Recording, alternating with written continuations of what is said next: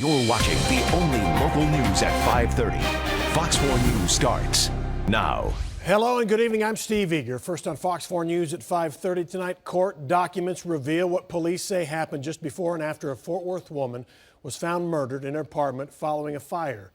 31-year-old Ashley Harris was murdered Friday, November 28th.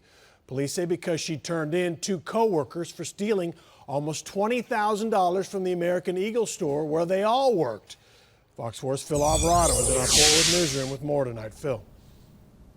Well, Steve, Ashley Harris's neighbors at her apartment complex were awakened on that morning by fire and even water from sprinklers leaking down through the ceiling of their apartments. Police say that they were eventually led back to Harris's co-workers who were suspected in that theft back in August, but they weren't arrested for the murder until this weekend. At the apartment where Ashley Harris was killed, a memorial with her photo cries out for justice. The arrest of Harris's former co-workers, 19-year-old Clarence Mallory and 25-year-old Carter Carol Cervantes, brings more details of how Harris was killed. It's pretty gruesome to think that somebody would come in here and kick a door down and then, I guess, strangle and then try to set the evidence on fire, her body in the apartment. Arrest warrant affidavits say Harris was found with her ankles bound with gray duct tape.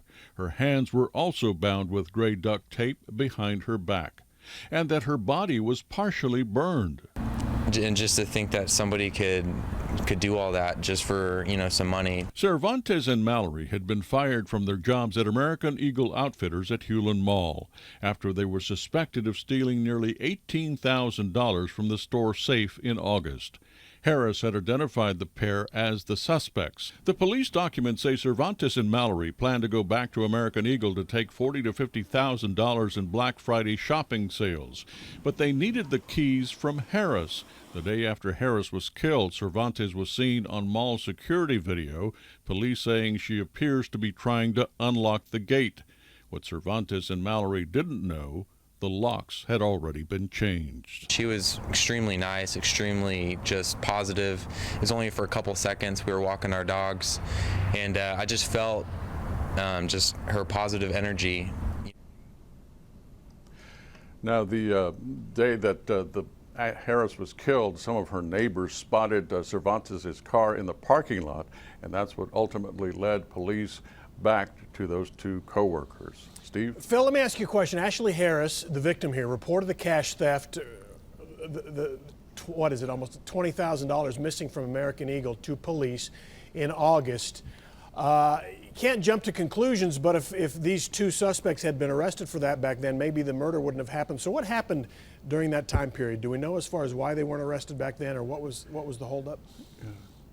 Yeah, well, police aren't saying anything more than what's in the affidavits, but the affidavit does say that the burglary or the theft investigation did kind of stall because the police were not able to contact the suspects.